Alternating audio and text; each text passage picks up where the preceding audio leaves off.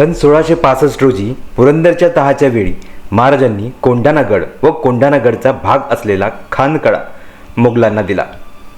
4 February 1670 रोजी तानाजी मालुसरेच्या बलिदानानंतर कोंढाणागड स्वराज्यात पुन्हा दाखल झाला. शौर्य, धैर्य आणि त्यागाचे मूर्तिमंत उदाहरण म्हणजे नरवीर तानाजी मालुसरे. रात्रीच्या पहारी तानाजी 500 मावळ्यांसह जैसे वानर चालून जातात त्याचप्रमाणे कडावर चालून गेले आणि कडा चढून किल्लेदार उदयभानाच्या फौजेवर तुटून पडले. हर हर महादेवच्या गर्जनेने आसमान दणाणून गेले. तुंबळ युद्ध सुरू झाले. 500 राजपूत ठार झाले तर 40-50 मावळे घरातीर्थी पडले. उभा गड तानाजीचे शौर्य पाहून अचंबित होऊन पाहू लागला. उदयभान किल्लेदार ही खासा शूर व मोठा योद्धा. दोघांची गाठ पडली. दोघे महारागस पेटले. दोघात मोठे युद्ध झाले. एकमेकांवर अगणित वार होऊ लागले. इतक्यात तानाजीची डाव्या हाताची ढाल तुटली. दुसरी ढाल सैमास आली नाही म्हणून तानाजीने डाव्या हातावर कमरेचा शेला गुंडाळून त्यावर वार घेतले. शेवटी दोघांवर तलवारीचे असंख्य वार झाल्याने दोघेही ठार झाले.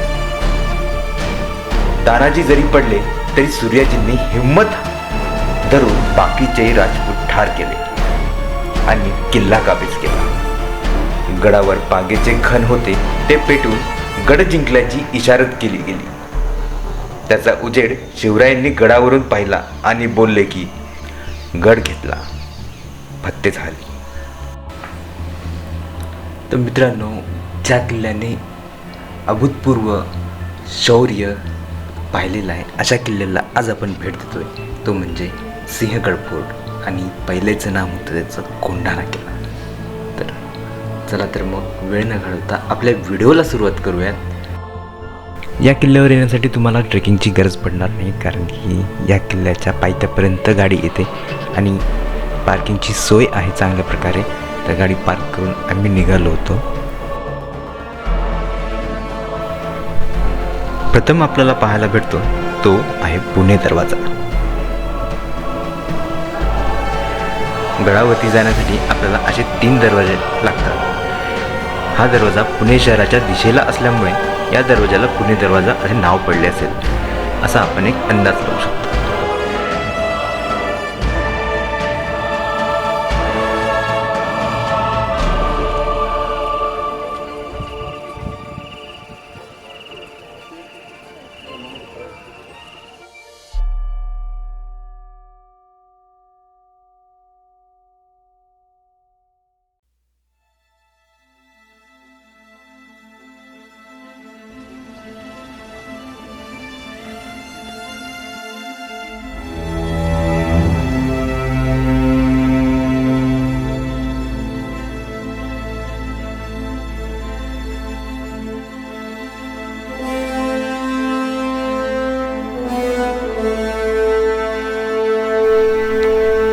किल्ल्यामध्ये प्रवेश केल्यानंतर आपल्याला उजव्या बाजूला दारू कोठार पाहायला भेटते आणि महाराष्ट्रात जेवढेही किल्ले आहेत त्यापैकी सर्वात सुंदर आणि चांगल्या स्थितीमध्ये आपल्याला दारू कोठार या किल्ल्यावरती पाहायला भेटते.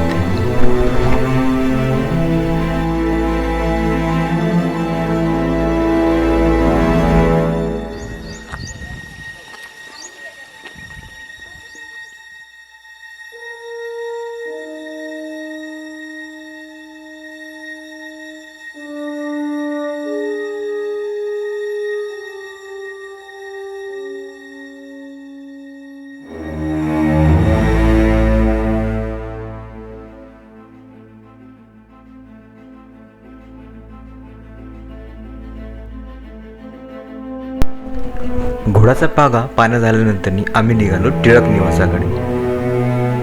पण तत्पूर्वी आम्हाला अलीकडेच एक जुनं असं घर पाहायला भेटलं. विचारपूस केल्यानंतर कळालं की पारशी व्यक्तीचं हे घर होतं. तर ते पहिले आम्ही पाहण्यासाठी गेलो. समोरच आपल्याला 2 तोफा पाहायला भेटल्या आणि हे घर एवढं जुनं होतं, पडलेल्या स्थितीमध्ये. पूर्ण विंटेज फील देत होतं हे घर.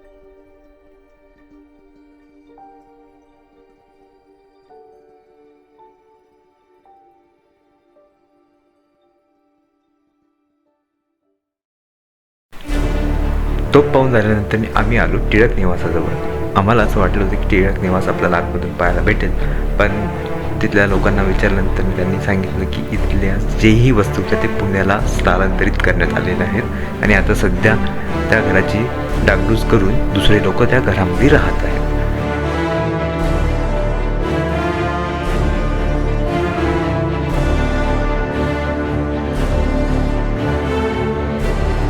आम्ही आता पोहोचलोय या गडाच्या महत्त्वाच्या ठिकाणी, ते म्हणजे नरवीर तानाजी मालुसरे यांच्या समाधीस्थळाजवळ.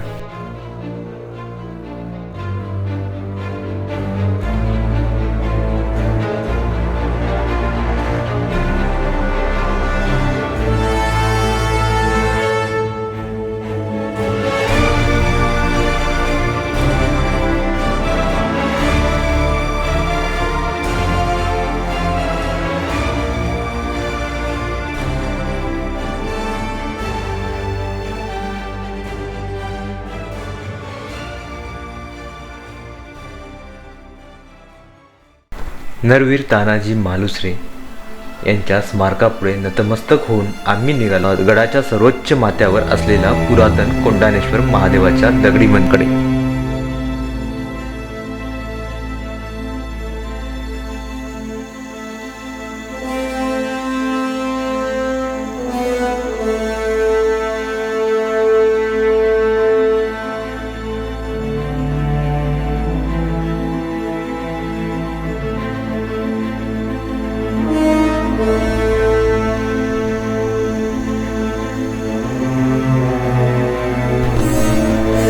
सिंहगड हा खूप प्राचीन किल्ला आहे. कौंडिन्य ऋषीचे वास्तव्य गडावर होते.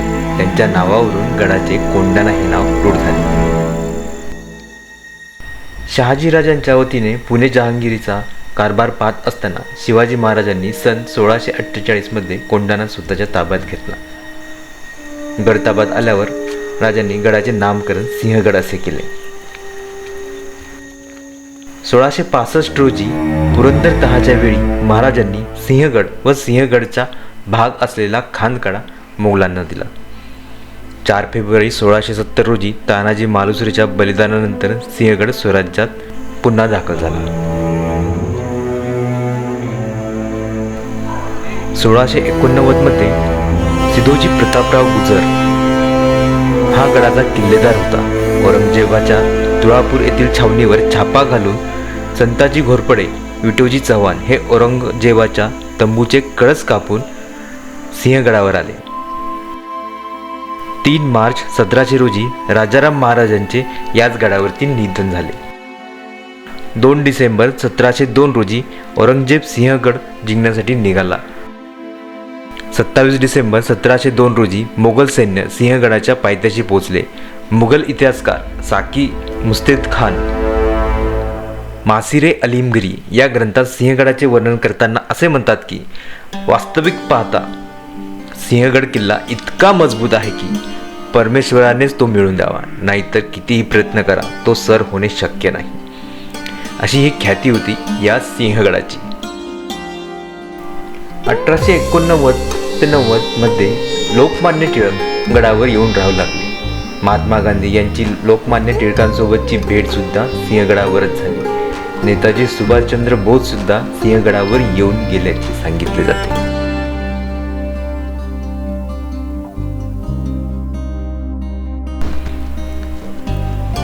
सिंहगडाला एवढा मोठा रणाचा इतिहास आहे.